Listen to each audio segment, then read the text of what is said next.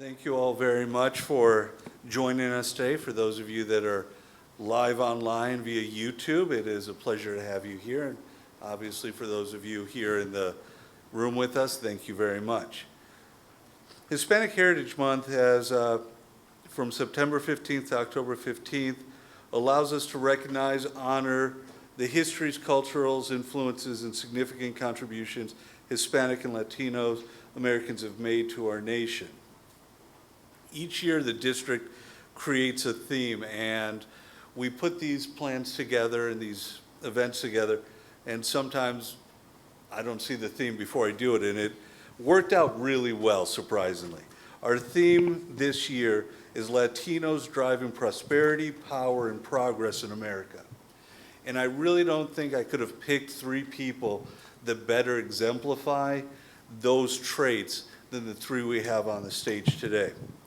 I'm going to explain a little bit of their backgrounds and then sit down with everyone, and we're going to have a real nice conversation for a while so that you all feel free to ask questions, and Gina, my co-host and the better talker of the two of us, will ask more of the questions. But we'll start with Monica Villalobos, right in the middle there. Okay, I was going to go left to right, but I'm going to go top to bottom of my sheet so I don't get confused.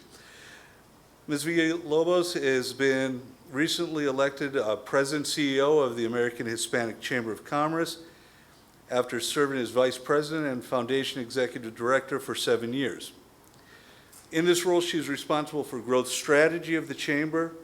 Her background and her experience as a corporate marketing executive and as an entrepreneur result in a unique combination of skills and talent. And she has taken, as we look at how the Chamber has grown, how the Chamber has impacted the community, she's taken this history, her experiences, and placed those to great work. She is the editor of 17 research publications, including the annual Datos, State of Arizona Hispanic Market. She is a minority women, Hispanic family-owned business entrepreneur, enterprise reports, and also the AZ Supplier Diversity Employee Resource Group. She is a founding principal at Research by Design, a marketing research firm. She specializes in primary qualitative and quantitative research. She works closely with client partners to develop category-specific studies as a foundation for marketing strategy. She has been selected as ASU's Entrepreneur of the Year. In 2015 and 2017, she received the Achieving My Purpose Celebration of Women Award, and in 2018, the Phoenix Business Journal's Outstanding Women in Business honoree. So, Monica, thank you very much for joining us today. Our next panelist is Gabriella Hines. Gabriella is an Arizona native. She found her roots in the small town of Yuma, recognized as a Heart of Yuma Outstanding Volunteer nominee, and Yuma Sun Top 20 Under 40 Influential Young Leader. And I think you can repeat that for like another 20-some years, but congratulations on that. She has competed in the Miss America organization, still continues to. She was our Miss Maricopa County. Her term is just ending or just ended? This Saturday, okay. And went to college at Western New Mexico University, where she earned her Bachelor's of Business Administration and Marketing, and she is now an investor relations specialist with the land asset management firm Walton Global. And during this hour and a half, we were going to get her to explain what that actually means, because it's a fascinating job and a wonderful industry. Her spare time, she works to share personal, professional development strategies through her passion project, She's Got Moxie. She's hosted several career readiness workshops, a budgeting boot camp, and a women's conference. Now she is ready to continue sharing what it means to have Moxie.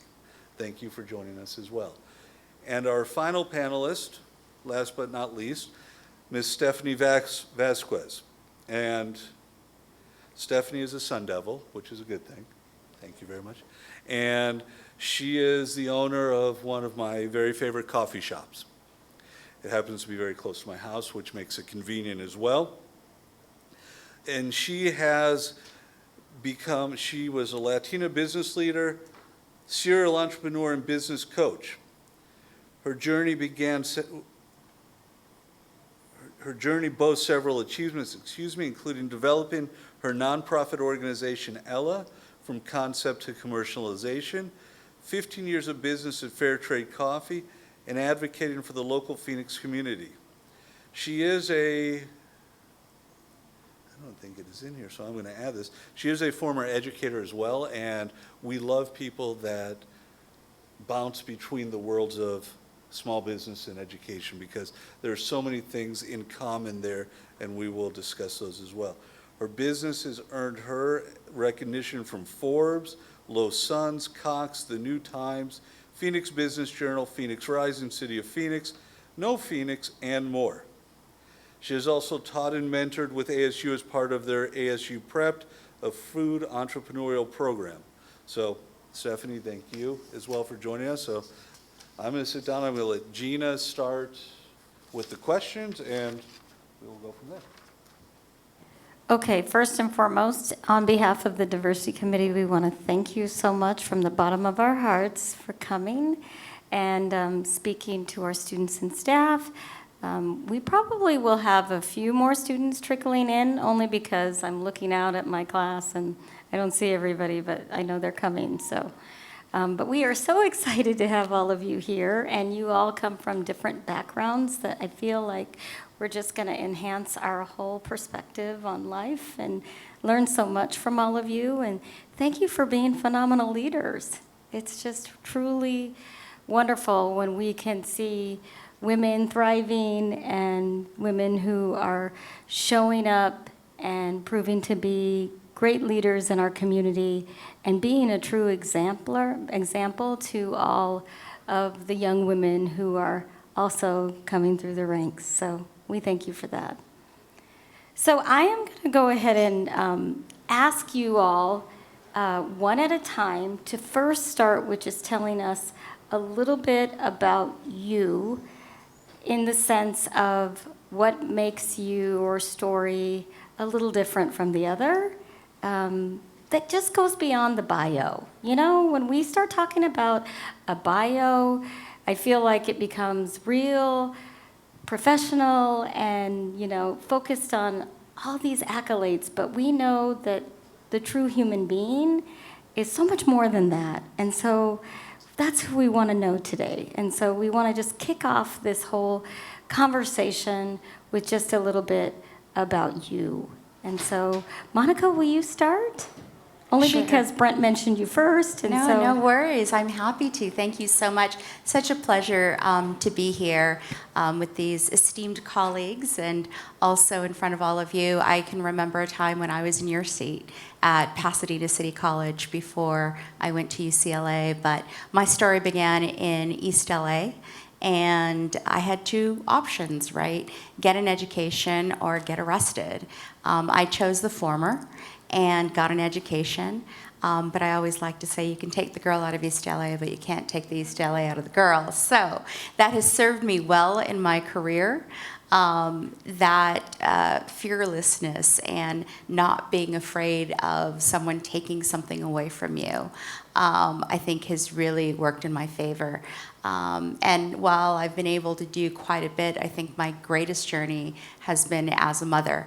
I am mom to Michael, who is 14, and Max, who is 11, and they're really, really good at it. So I have to be at the top of my game to make sure that I keep up with them. But I think the one thing that I want all of you to take away is that it's all possible. We have a wonderful word in Spanish called ánimo. And ánimo is very much like moxie. It's chutzpah. There are different words and different languages for it. But ánimo is that ability to stay positive, to keep moving toward your goal. And I know that that's something that's really helped me. So I hope that's what you had in mind. yes, that's perfect. Thank you. Do you want me to go next? Sure. Okay. Thank you, Gabriella. So a little bit about me. What I hope that you guys take away similarly is that this is completely attainable. And the lives that we live, the things that we've done are entirely a choice. And you have the same option in front of you. So something that, I think I've been motivated by a lot is just realizing that I wanted to be able to take care of myself. I wanted to be able to provide for myself regardless of, if I got married or if I, had support from my parents. And I think a lot of that came from just my background growing up in a small town. I didn't have, a lot of help from my parents. I lost my dad when I was 19, and I didn't have this nest egg for college tuition. I didn't have FAFSA that I qualified for. So I was in this weird pocket of people who it was entirely up to me to figure out how I was going to make it happen. Getting to this point in my life where I'm now working at a land asset management firm, it was a grind, and I feel like I'm just now seeing the fruits of my labor. But because I lost my dad so young, I think I realized how quickly life can change and things that are unexpected can happen. And I didn't want to be in a position where I couldn't provide for myself and I couldn't take care of myself. So from the time that he had passed when I was 19 to now, I knew I wanted to do everything in my power to increase my marketable skills and to be someone that was an asset at a company or for my own business, because at a point I was in the entrepreneurial world. And I think to always be forward thinking with the idea that you have agency and you can create the life that you want is really important. And I think that's something that's really motivated me and helped me get to this point today.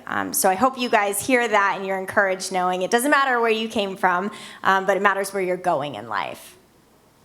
Excellent. Thank you so much. And very nice to meet you, both of you. Stephanie? I'm up. So to kind of take from all of this, I find so many similarities with my colleagues here. And I agree, it doesn't matter where you came from, however, it does leave an impact. And I grew up not too far from here in Maryville. And it was during a time in the 90s when there was a lot of racial tension. Police officers on our campus was very, very prevalent. There was not the advocacy for us to get a higher education. So that being said, I graduated. I was the first person in my family to graduate from college. And while I was at Maryville, I became a mother. So I was a very young mama. I am the mom of 3 now. I have a 29-year-old, Adrian, and he's teaching now in the Tolleson High School District. I have a 23-year-old, Nadia, and I have a 12-year-old. So I feel like the journey has really created where I am now. And I can look back and pull from so many experiences that really calloused me in a good way and created a lot of grit. So I graduated from Maryville, went on to ASU, and became a teacher in the Santa Maria district. And I purposely put myself there because I felt that there wasn't a lot of representation. And this was a migrant community. It's like 99.5% ESL, free and reduced lunch. And I share all this because it was really, really important for me to intentionally put myself there because there was a need. So I've always been that type of person where there's an exchange of value. We all work for money. However, I wanted it to feel good, whatever I was doing, to feel really good. And I loved being a teacher. So through some travels, I went to Costa Rica, and this is where the coffee shop comes in, and I'll keep it short. But I was a tourist there, and I didn't know coffee was a plant. And I share this especially with you guys because we think now we're about to celebrate 16 years in business, the longest standing coffee house in downtown Phoenix. And you think that with something like that, you have to know everything about business. You need to know your trade. We give ourselves all these excuses why not to do something. And I'm here to tell you I knew nothing about coffee, to the point where I didn't even know how it was sourced. And at this coffee plantation, I was watching as the coffee was handed over, and it was handed over with this intention and love. And I had never had an experience like that at Starbucks. It was always like, hey, Stephanie, your soy lattes at the bar. And the teacher and me, I started doing a little bit of research, thinking, okay, what is this? What's going on? What is this experience? And I just learned that coffee is the second highest traded commodity next to oil, and it's highly exploitative to our people and to our earth. And so knowing that, it was like a gut-wrenching punch to my belly, like I am part of this problem. So I needed to create a solution, and my solution was Fair Trade Cafe. So, and I know we'll dive deeper into this, but this is kind of where I came from and how it got me here. So I understand, like, there's been lots of trials, and I call them, I always say, I'm just being stretched, breathe through the stretch. Because the stretch is part of the story that creates that callus and that grit to get you to the place. And I heard all the accolades and everything that we've experienced and accomplished, and that might feel like there's separation between us all, but there's not.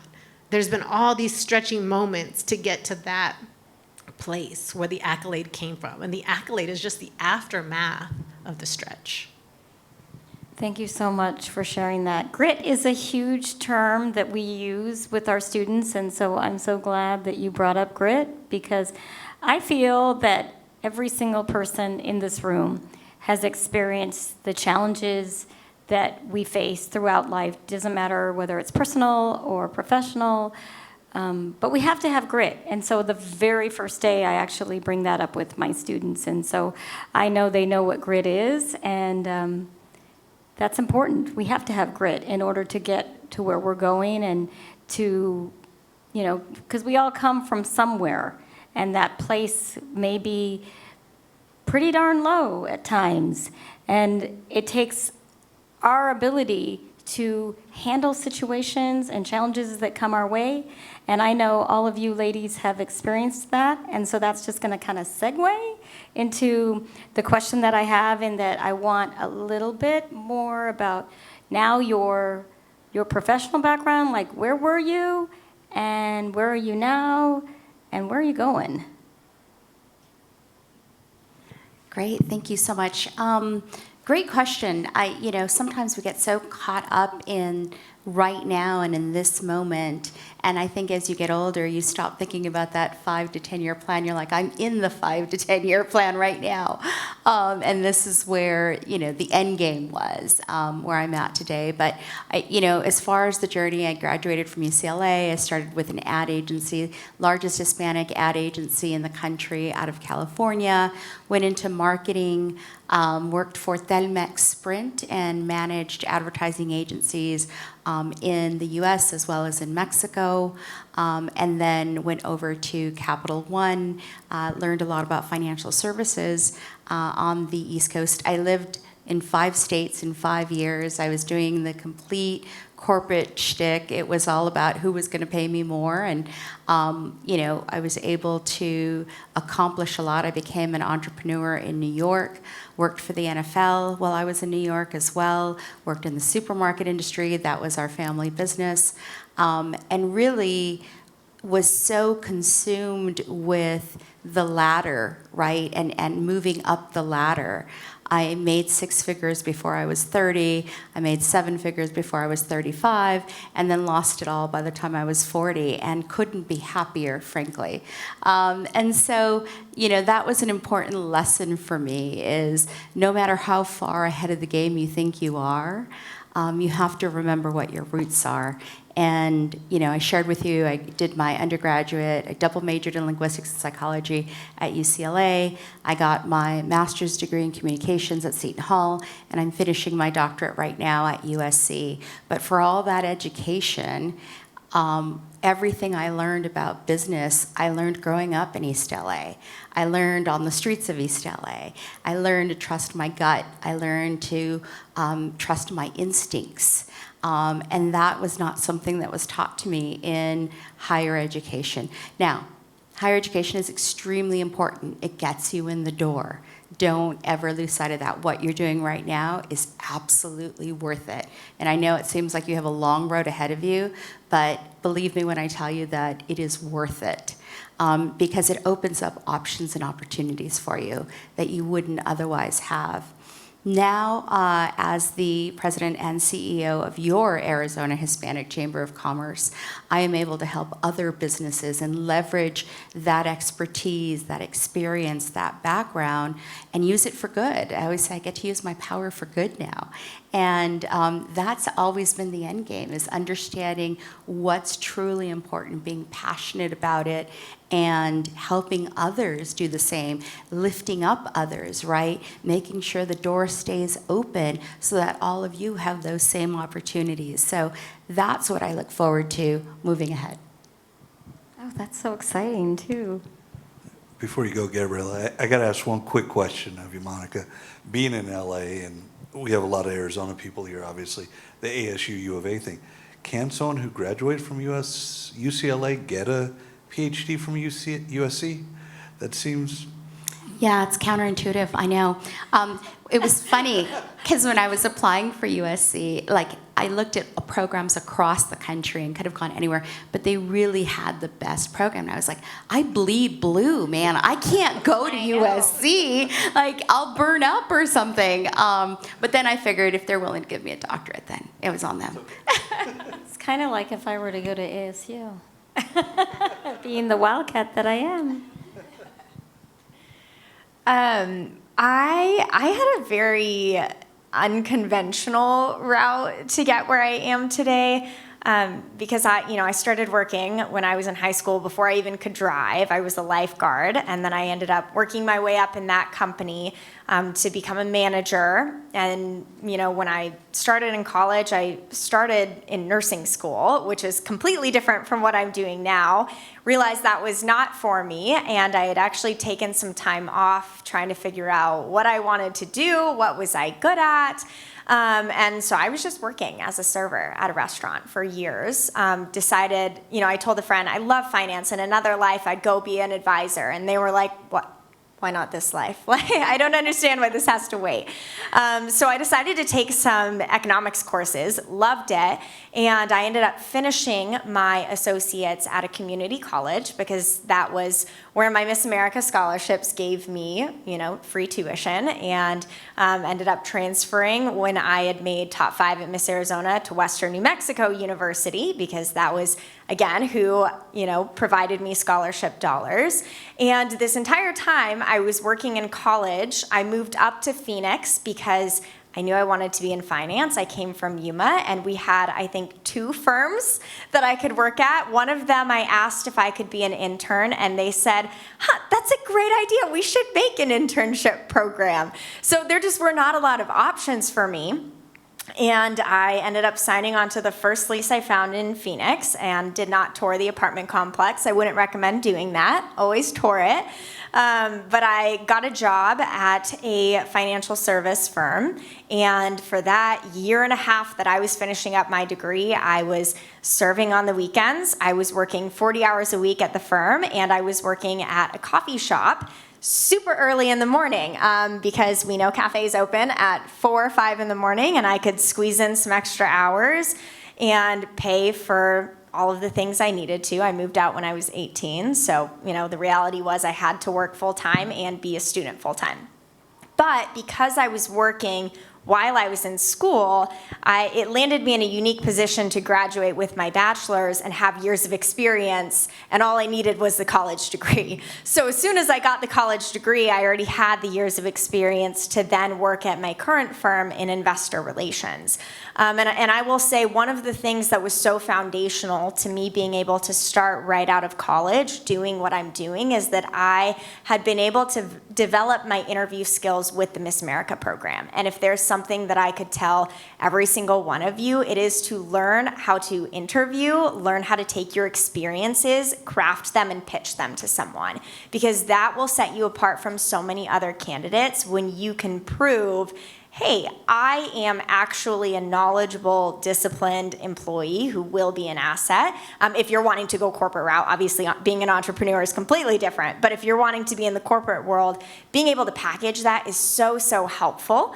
But yes, I definitely did not have this linear finish school, high school, graduate, do a 4-year program, and then start in corporate America. I was, I'd kind of jumped around because that was what I had to do. Thank you. I'm going to interrupt again, too. Because you mentioned interviews in Miss America, and not everyone can join Miss America, but I think you've got to make it bigger, and I think you're onto something as far as speaking. If we're entrepreneurs, the comfort in being able to walk up to someone and say, hi, I'm Brent Clement. I'd like to talk to you about what you do. I'm thinking about up in a coffee shop. Tell me about fair trade. I want to do this. That level, and in our classrooms, we try and get our students to once a semester, twice a semester, get up and for 2 minutes stand in front of people and say, hi, this is important. Can you expand a little bit beyond interviews, but just the ability to share who you are, what your passions are? Because you do that as well through the competition. And I know you do that through the She's Got Moxie program. So tell us a little bit more about how important it is to be able to hold a conversation and speak to others. And talk to the term Moxie as well. I'll define Moxie quickly, but Moxie is a word that means fearless, bold, and spirited. And I love that word because it was everything I wanted to be that I didn't feel like I had. And so if I could just work towards being a woman or a man who had Moxie, then I knew whatever I had set my mind to, if I was fearless, bold, and spirited in pursuing it, I could do it. So just a quick aside on Moxie. I'm so sorry. I totally forgot your question. Public speaking, being able to pitch. Yes, thank you. So I think a lot of it has to start with having an open mind about what your opportunities are. If you're seeking out opportunities, you're going to realize how many more exist than if you were just blinders on, okay, I'm going to go to school and then I'm going to go home and I'm not going to worry about anything else until after I graduate. And when I started looking for opportunities in the world, there were so many random things that were not even necessarily a panel discussion that I was able to participate in that sharpened my skills, but it took being okay with being uncomfortable to do it. And one thing that comes to mind when I was, again, this is Miss America related, but maybe for you it's sitting down with an editor-in-chief and just picking their brain. Maybe it's pitching something to your classroom and being able to have experience talking in front of people. It's going to be different for every person. But for me, because I was competing in Miss America, I knew I needed to sharpen my talent for the state competition. I'm a vocalist. And so I actually reached out to a PTO group to help them MC for a talent show. And I'm thinking it's going to be this, Pee-wee talent show that has maybe 20 people in a room, and it's all their parents with the little third graders. And it ended up being at Madison Center for the Arts with a packed theater. It had every primetime news anchor that was on the judging panel.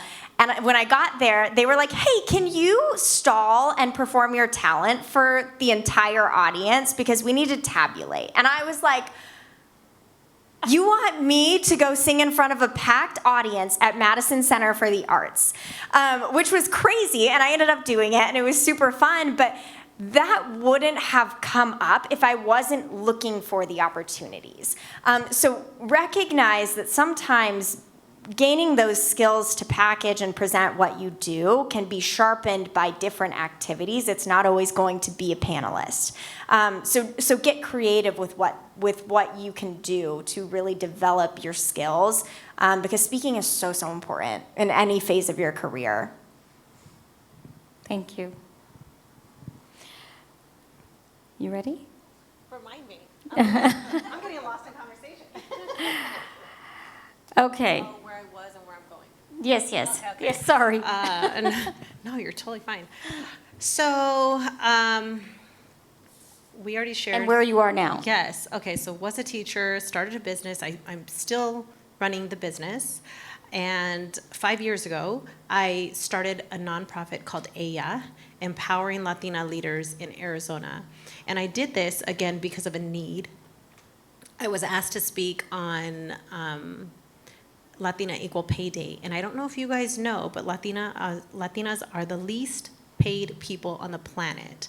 So last time I checked, Latinas make 52 cents to the white man's dollar for the same work. So knowing this was gut-wrenching because, for obvious reasons.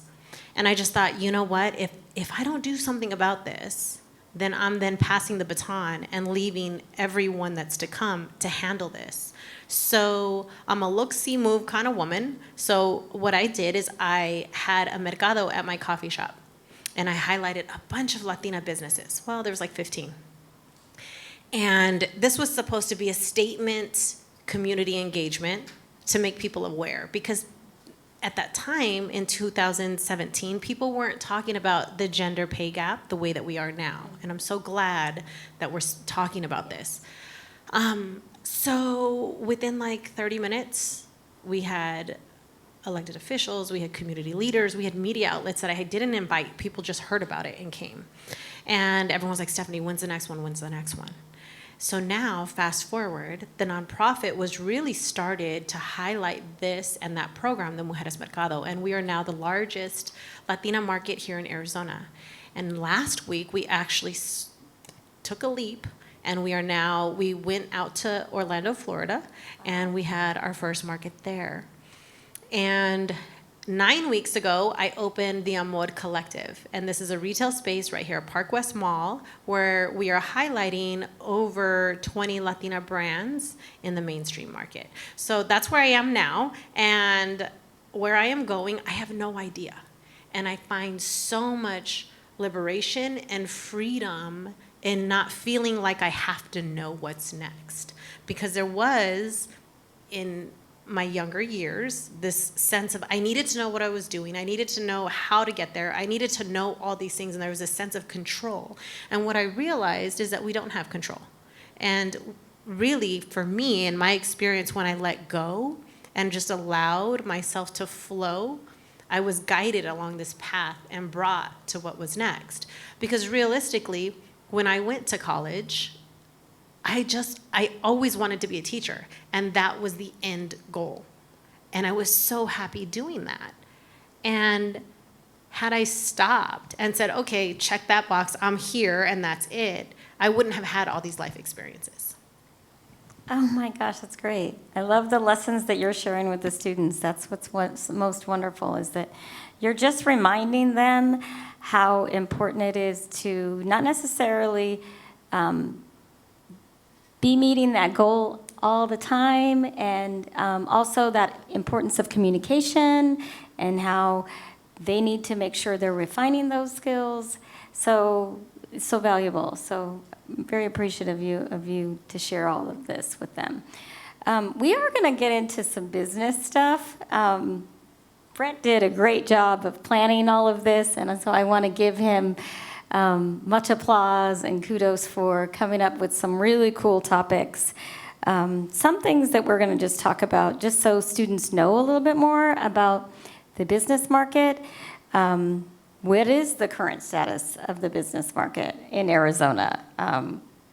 What's going on in the West Valley with the business market? You all are the experts, and so we're going to talk about that. We're also going to talk about like timing when it comes to starting a business. Like, is there ever a right time to start a business? So we're going to start with those two topics and have you all speak on those. And you don't have to go in order. I want you all to feel very comfortable. I'm learning so much. I know that Professor Kleinman is learning so much, and we're just so grateful to have you here as experts. And feel free to speak to those two as you feel.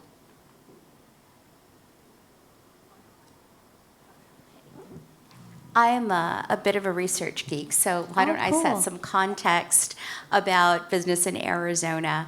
And you all have access to all of this data and research. I'm happy to put that link up so that you can all see the state of business.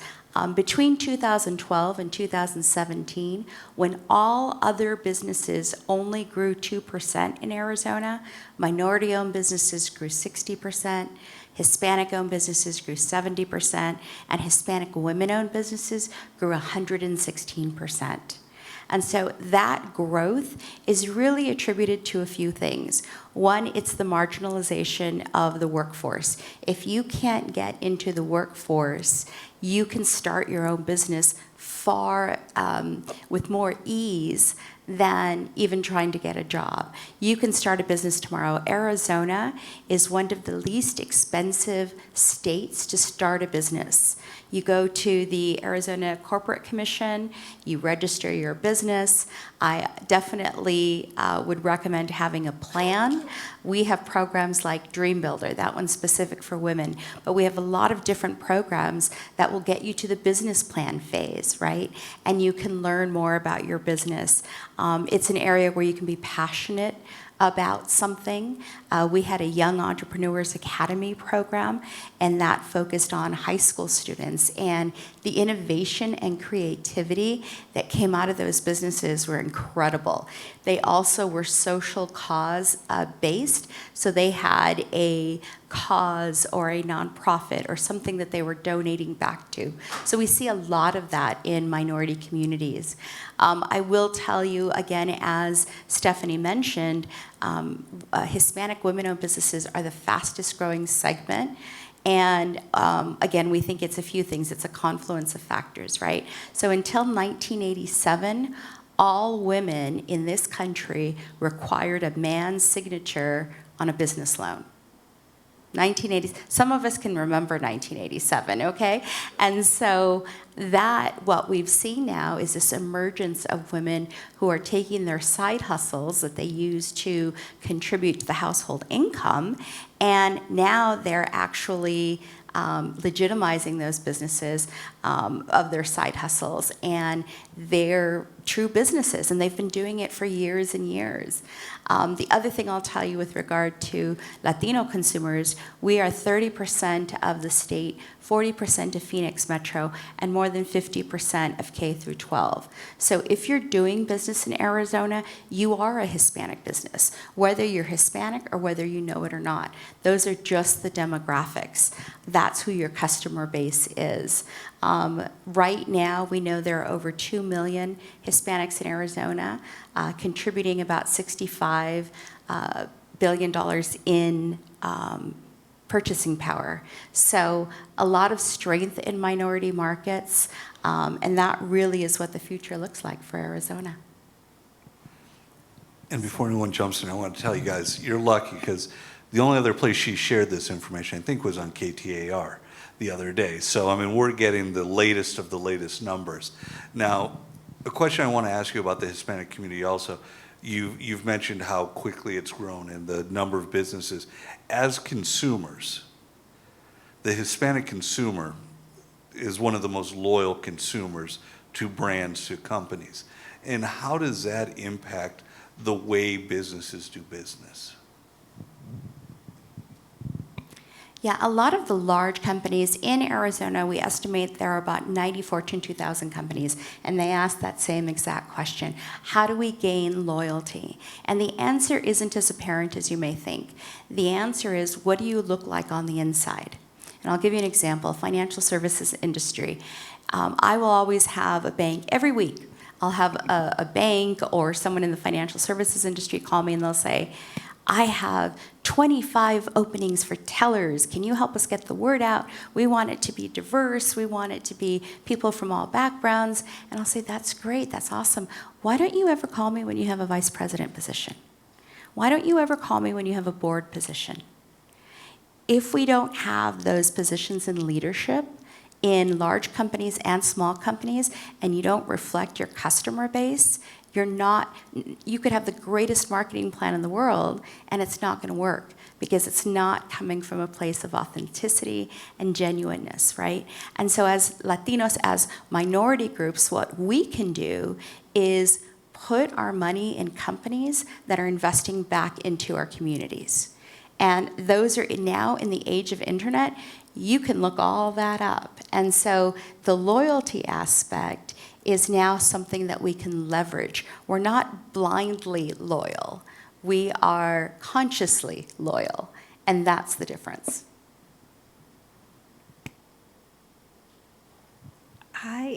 Anytime I know Monica is going to speak, I usually bring a notebook or I record it because she just spits facts and I leave feeling like I can take on the world. Thank you, Monica. And I don't think you know that, but I'm such a fangirl of all of this because you really are up on all of it. And truly, I feel empowered every time I get a little tidbit and a large tidbit of information. I want to speak on timing because I feel like we think we're too young until we're too old. And we wait, and we wait, and we wait, and we second guess. I'm not ready yet to start my business. I'm going to speak on business. I'm not ready yet to start my business. I don't know enough. I don't have enough money. People aren't going to like my product. Like all the things that go on in between our ears are probably the worst things that anyone has ever said to us, and it's us. So for me, the way that I see it, Phoenix is the 5th largest city. And we can start brands and build businesses and still penetrate the market. You try to go to a large city like LA, New York, and try to start a business there, the landscape is completely different. Right now is the best time to start. Start failing forward now. And I say that because to get to success is a whole stream of failures. And it's just to show you what you don't know. So embrace the failure and start. Hurry up and start. I would also suggest that no idea is a new idea. If we're completely honest, it's something that we saw, experienced, or we want to fill a need. Find someone that's doing something similar to what you want to do and ask questions. Typically, business owners and leaders, they want to help. They want to share their experience. We want to give assistance so that you don't have to stumble in the way, at least for me. I want to help in a way that can help you move quicker. Hand you a resource that's going to help you grow your business or your brand. And I always say to students, which I'm glad you just said, I always say to them, the younger you are, the more energy you have, let's go, right? Because if you don't start now, guess what? You're going to do exactly what Stephanie said, in that you're going to think you're too old and it's too late. And, I have a media background, and I always say to students, guess what? Now's the time, because they're looking for young, innovative people who have all these ideas, and they're willing to help them enhance the creative aspect of all of who you are. And so great lesson right there. So thank you for speaking to that and sharing that with them, because they need to hear it. I wanted to tag on to that too, just as an aside, because I think we forget how willing people are to help if you ask. And I can think back to when I had first moved to Phoenix and I was trying to build my business. When I was working in the financial services industry, I had put together a networking night because I knew I needed to build my network. And I ended up having a panel discussion. And I had reached out to Greg Barr, who is the editor-in-chief for the Phoenix Business Journal. I had reached out to Devin Butler, who is the founder of Arizona Entrepreneurs. I had reached out to a #1 best-selling author. Very, very accomplished professionals that were tenured in their career. And I think you guys can confirm, when you have a young person that is hungry to learn and work hard, you just want to help them and show them, here's what I did, here's what you can do, here's what I wouldn't do. So don't be afraid to ask people for help, because they're so willing and receptive if you are just humble in approaching them. But back to the question, So I want to take it from a finance side and, from a corporate side, because I have noticed just in this last year of looking for a job, it has been very lean. It's a very competitive job market right now. It's really hard to get a foot in the door. And the first thing that I would say is to be aware of how you can enhance your resume. Look for internships. There are a lot of companies right now that need help in different roles but might not have the money to bring on another staff member and pay you. But if you have an extra 10, 15 hours a week, that can do a lot to enhance your technical skills. And something that I personally have been focused on long term, because right now I'm an employee, but I really want to have a developed real estate portfolio. And working at a company has been the means to get the financing for what I want to do. And I was able to get my first property when I was 20 years old because I was working so much. And that is now rental income that I have. And so I would encourage you, because we're in Phoenix, and this is a very interesting market where it was emerging over the last several years. We're now the 5th largest city in America. Look at the trends and what has happened to explode the Phoenix metro in the last couple of years to figure out, okay, what are my goals financially when I do land a job, and what can I learn from other markets that are, moving slower, that are moving quicker, maybe at a medium pace. There are so many consulting reports that are really, really helpful, but I think that Phoenix is a great tester to really start to understand how markets can change and adapt, and how that can allow you to grow wealth outside of just working for a company.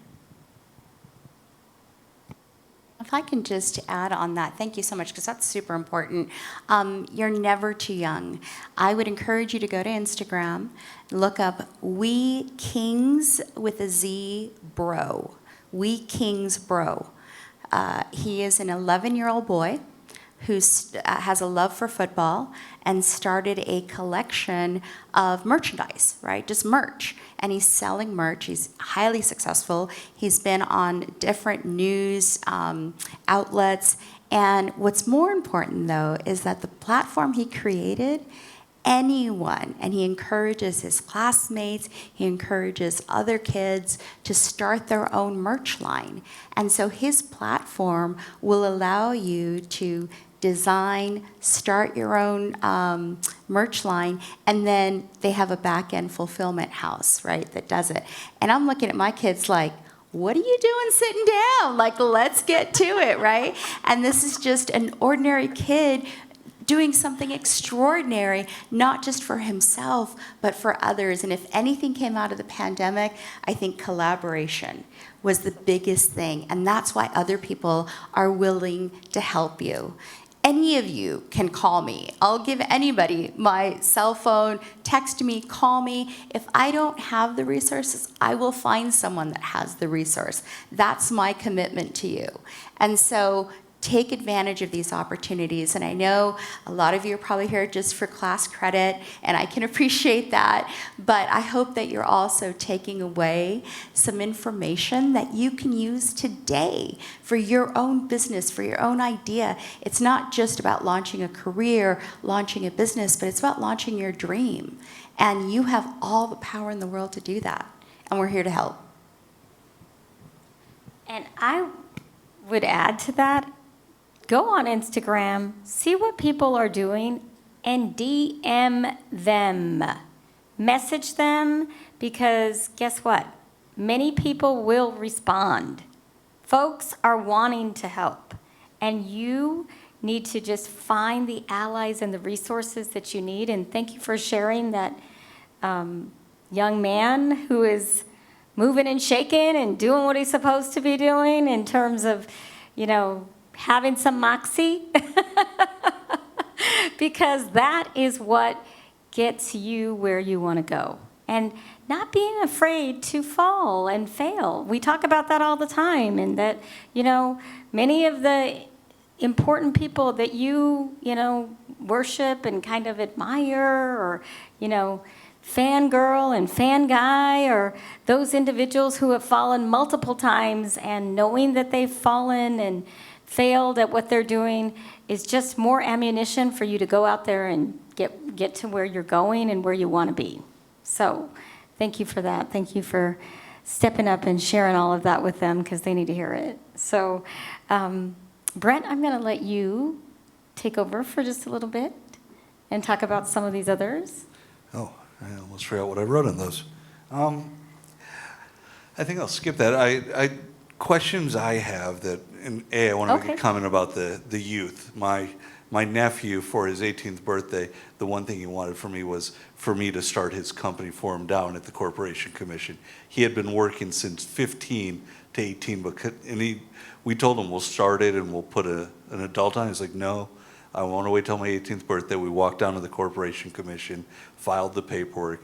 Still to this day, he's doing millions of dollars in revenue, and he's like, that was the best birthday gift I ever got because it was the official launch of what his dream was. So follow your dreams, believe in your dreams, and your dreams are going to change. And I'm going to it tails back to what some of you have said already, but you all in your jobs find success in helping others reach their successes. And why is that important? Because I think that's a unique thing. Because there are industries and there are businesses and there are people that say, I want to build for myself. All three of you in your jobs build for others, and that's how you find the joy and passion in your worlds. And especially, Stephanie, I know in your Amore and the Ella and the Mercados, you're watching other people make money. This isn't where you're financially, it's not, I guess, how to say, you're making some finances, but it's not, you could sell a store by yourself. You could open up a retail store, sell things and keep 100%. But you find that passion, that joy, that fulfillment by watching 25, 35 other people find their passion, their joy. And talk about why that's important, please. I always say givers gain. There's something that just is so delicious about watching someone else succeed and knowing that you are on the sidelines cheering them on. Like, it just is great. So you're right there. And I think it's something that's very innate in me and maybe even cultural. I've watched as my parents helped other people, and when someone has fallen, they've been there to assist in any way that they could. However, there's something very fulfilling about knowing, for me at least, when I started my business in 2007, there was truly a lack in resources, in programs, women getting funded. There was not the focus that we are now seeing. And so my journey was very, very difficult. There was many times that I sat in my shop and thought like, oh my gosh, I am gonna lose it all.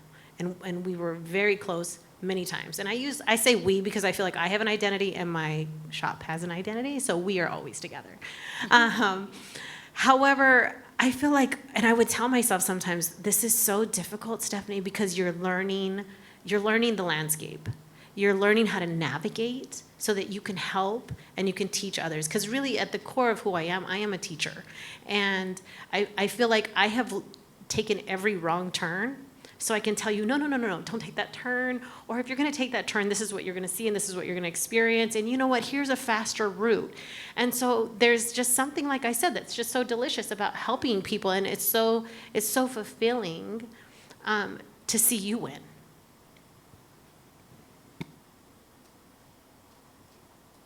I don't think I can add to that. Delicious is a great word. I love that. There's something so, you internalize other people's successes, and knowing that you are just a little part of that is extremely gratifying. And at some point in your career, you realize, like, I can go to corporate and make a lot of money for somebody else. Or I can use these experiences and help others in my place to elevate their station and to help change the trajectory of their life. that's huge. That's history. You become part of someone's legacy, and that is delicious. But before we let you go, Monica, from this, can you explain to people, I don't think everyone understands what a Chamber of Commerce does, because it isn't just taking people to Super Bowl and to golf. Golf. But I mean, there is so much you all bring to the community and give to the community that if people were aware of the benefits they could receive from being a part of the chamber, I think so many more would join. So if you could just share a little bit more about how it is in running this chamber, what you give back to Arizona. Happy to. I like to say we're not your grandfather's Chamber of Commerce. We've really used a transformative model to change the work that we do. So many chambers only focus on public policy and advocacy. And that means that they're out there with our government, elected officials, forming policy on what's best or what most benefits businesses, and that's important work. For us, there are a lot of chambers in Arizona that do that, and for the most part, small business issues are small business issues, right? But what we do and what we focus on is economic development, market intelligence, and capacity building. And what does that mean? From a economic development, we consider ourselves an extension of your business's sales team. So I've got folks 24/7 that are scouring databases for contracts that are coming out that your company might be able to fulfill. So it could be a company that is looking for a provider of coffee, and so we'll send Stephanie that information so that she can then apply, grow her business, etc. And it's across every industry. So access to contracts is one of the number one ways to grow your business. Access to financing. That's the second way that we help businesses, because your money should work for you, not the other way around. And so anytime that one of our small business owners needs a business loan, they need an equipment lease, they need bonding, whatever it is to fulfill a contract, we partner them with financial institutions that can help them do so at a non-predatory rate, right? So we saw that happening during the pandemic a lot, where businesses scrambled because they didn't have the reserves to stay afloat, and we didn't know how long it was going to be. And so you had companies that came in and said, sure, we'll lend you $10,000 at 50% interest. Well, guess what? If your margin on your overall products and services is 30%, you're now 20% in the hole because you owe that interest. And so always helping businesses find the right financing for them at a reasonable level that will be productive debt and not debt that will drive you into the ground. We also do a lot around market intelligence. So I will make sure that your professors have the link to our 24 research publications.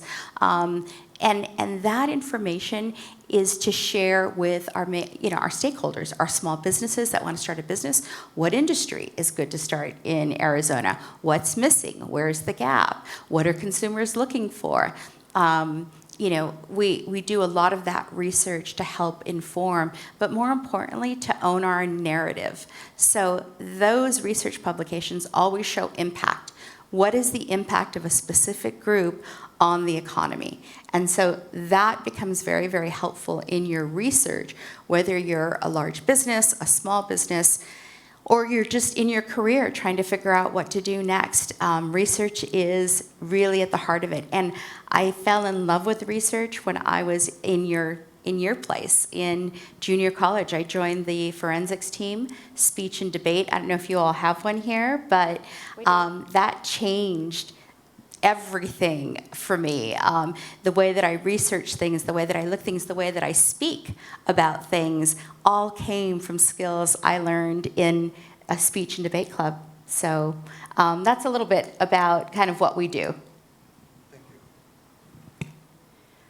I think for a long time, I looked at different mentors who inspired me, either because of their career choices or their personal lives. And I felt like they had this secret sauce that somehow I couldn't ever get.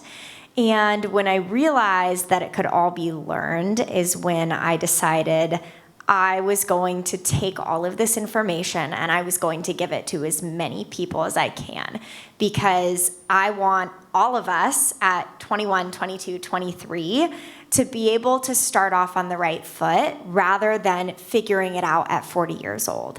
And that was really the mission of She's Got Moxie, because I saw everything I was before learning the secret sauce. You know, like, I wish you guys knew me at 18 years old, because I had been told for the first time to look people in the eyes when they're talking to me. Like, I was that level of underdeveloped in my professional life.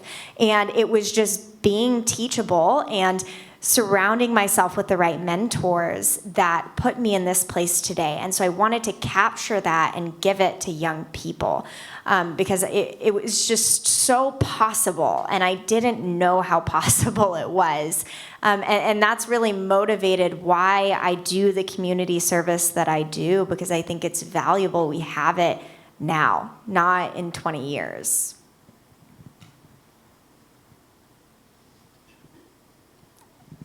That's wonderful. Because I think some of the individuals that are in this room right now feel like they're at that level and they don't necessarily know where to start. And so it's nice to see that there are individuals who are getting past those fears and gaining the ability to have that moxie, so to speak. I'm going to talk a little bit about your role being Hispanic and how that strengthens, that enhances the way you do business.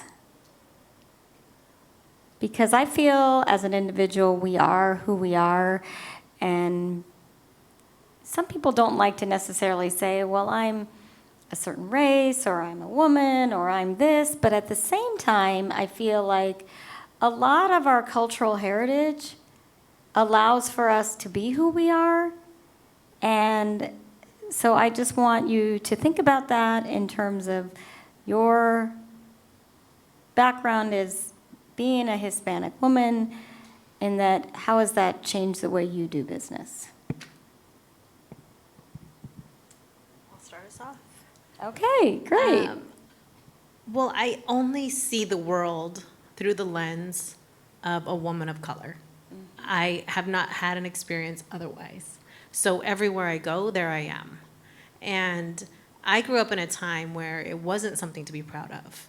And assimilation was, you really had to assimilate in order to succeed in Arizona at that time. So when I was growing up, my first language was Spanish. However, around 4, Spanish stopped in the house because my dad had a really bad experience in I think it was elementary school. I might be telling this story wrong, sorry, Mom. But he had asked to use the bathroom and he couldn't speak English. And he needed to use the bathroom. And so he said it in Spanish and he was hit with a ruler on his hand. And that was something that just did something to him. And he ended up peeing in his pants as a young boy. So speaking English was something that my dad and us going to school, it was very, very important that we spoke English. And education was very important. Also, like my sisters were Tracy, Jessica, and Stephanie. Those are very non-Latino traditional names. So again, I really want to stress and emphasize that the era that we're living in now, where we can be culturally proud and that we come together to embrace each other's cultures, it's very different than when I grew up. So let's circle back. What was your question? How do you do business? Yes, how do you as a Hispanic woman do business? I kind of went off. Excuse me. Well, like I said, I see the world through the lens of a Latina. So everything I do, like if you come to my cafe, you're going to smell the culture. You're gonna hear it. You're gonna just fully experience it. You come into the kitchen, and it's a full-on party. Like when you go to your family's house and you're having a get-together, that's what the back of house is at my shop. So this, I mean, everywhere I go, there I am. Like, this is how I do business. It's also very much so, like, we hug each other, and it's a very verbal, I mean, I don't want to say touchy environment because that almost sounds inappropriate, but not in any way. But it's just, we really truly embrace each other in this other. It's not, we're not coming to work. It's an extension of our family. The team at Fair Trade Cafe is truly an extension of my family. So it's in the way that we do everything. I think that makes me think of love. 100%. And how important it is, even at work, to have love. I always say to my students, you know, no significant learning ever occurs if you don't have a relationship with someone. And so my students can't learn from me unless I have a relationship with them. And I don't look at it as inappropriate. I look at it as, I'm here to help you get to where you're going, and I'm your ally. And so your family is usually your ally, and so when you talk about your cafe, I think that's what you're talking about, is that the root of it all is love. Were you okay? We're coming up in a very unusual time because there are so many women who have trailblazed before us that, in my experience, a lot of what I have been through in the workplace is I had walked in with this preconceived notion because I am a woman in a male-dominated industry, and I'm very tiny. I'm sitting down right now, but I'm 5 feet tall, and you know, I work with finance bros. Those are my colleagues. And so I would go in with this limiting mindset that I don't know if I'm dominant enough to do this, or I don't know if I have the gumption, I don't know if I have the moxie. And what I realized is that I tell people how to treat me when I walk into the workplace. So if I decide I am going to be confident and I am going to showcase my skill set, I was respected by my colleagues. But any time that I, decided that for whatever reason I wasn't capable, that was how people treated me. And so I think it's very important to just acknowledge, what type of workplace are you in? Some companies are better than others. I'm sure you guys have experienced this, and there's still work to be done. But at least for my company, they are huge believers of having women in leadership roles. And so I know it's a place where I am encouraged to be successful as a woman. And I had to take up the opportunities that were in front of me and not shy away from them, because I had convinced myself that somehow I was less capable. Yeah, no, and I think we all go through that, right? No matter when you were in the workplace. And I remember very early on starting my career, and I very much had a chip on my shoulder, and my responses to these microaggressions were quite caustic. And so if someone would say, "Oh, you don't look Hispanic," my response was typically, "My white skin is a reminder of the raping and pillaging of my people. Thank you for that painful reminder." And people were like, "Oh, what? I'm like, and so I was very rough around the edges. I have learned to soften that a little bit, and working through my own imposter complex, right? We've heard that term and what that really means. And it's a defense mechanism, right? It's let me feel less than make myself feel less than before someone else makes me feel less than, right? And so you have to work through that. And so now when people say that to me, like, "Oh, you don't look Hispanic," I'll say, "That's interesting. Let's talk about that," and use it as a teaching moment, if you will, and kind of talk through that a little bit more. So I've come a long way from that original, very caustic response to now, but it has been work, and it still gets under my skin to this day. But, it's important to remember that people, they don't know what they don't know. They don't. And until you show them or teach them something different about who you are and what your community stands for, they're going to keep thinking that. So it really is our responsibility and our job to do that. And I know some people say, well, it's not my responsibility to educate you. I think it is. I think it is. And I think that's the gift that we give to each other when we bring ourselves to work. And so that's a little bit of how I have worked through being Hispanic in the marketplace, because like you, I mean, when I was at NFL, I sat across the table from 300-pound ex-football players who had become executives, and who was I to tell them that the NFL global brand, didn't mean much in the Hispanic community, because, we had soccer. So you learn, you get that courage to go out there. And again, when you come from humble beginnings, people can't take anything away from you that you don't give to them. I also quickly want to add, because we have the advantage of there being women and people of color that have gone before us to do these things, if you're feeling like, I don't know if I can do it, talk to them. It's really encouraging to hear from someone who's done it that it's possible. And that is an advantage that we have that you guys might not have had. You didn't have the example, you just had to do it. So, look at your network, or if you don't know anyone, find someone on LinkedIn or social media and ask them, can I grab coffee with you, and just talk to them about how they paved the road. That's wonderful.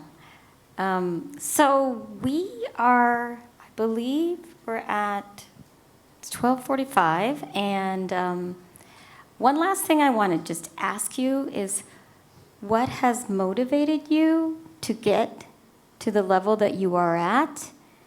And were there any specific tools that helped you in your position that you're in now? I feel like that's valuable for students to know. Because we know there's challenges. We know that you have faced multiple challenges, and we know also that sometimes our opposite gender isn't always encouraging. There are times I know where, unfortunately, there are people who don't necessarily think we should be necessarily thriving in this sense that we are. So, sometimes the opposite sex can cause issues for us, but there can also be other challenges as well. So how did you get there? How did you become more motivated in that respect? I think a lot of my motivation came from my family, and really that that enthusiasm that they had for me.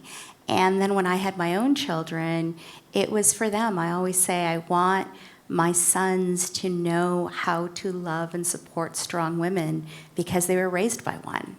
And so that motivates me to do better, to do more. Knowing the sacrifices that my family made for me to get here, that motivates me. I understand and I honor those sacrifices by doing better.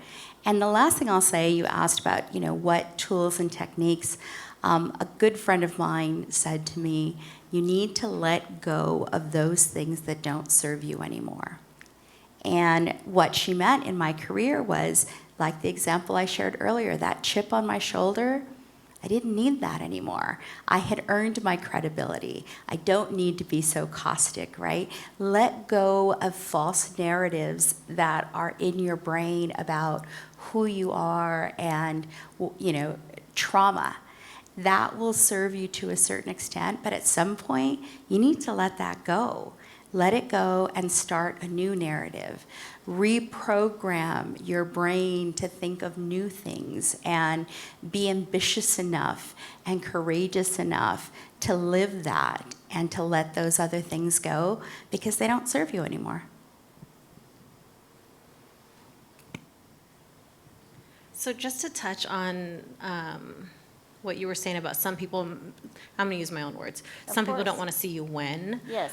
I feel like equity feels like oppression to the privileged. And really, we're transitioning into a new era. There was this one time where it felt almost as if in order for me to win, you have to lose. And I think now we're turning the corner on that in consumerism, in our communities, just in totality, that there's enough for all of us. And if you win, that means I win, and you win, and you win, and you win, and we can all win. And I think we're starting to see a shift. But again, for some, it is that old mindset that if we're equal, that actually means I have to lose something. And that's not the case. And we get to create that right now. And then the other portion of your question, can you please just rephrase? The tools that And what helped keeps you. us motivated. Yes, helped you kind of overcome those that might be oppressing you in some respect. So motivation for me comes at different times and in different ways. In the beginning, as a very young mother, it was survival. I needed to survive. So what was I going to do in order to survive? And then realizing, okay, I'm surviving now. However, can I survive in a different way? And so the motivation, it started from the need.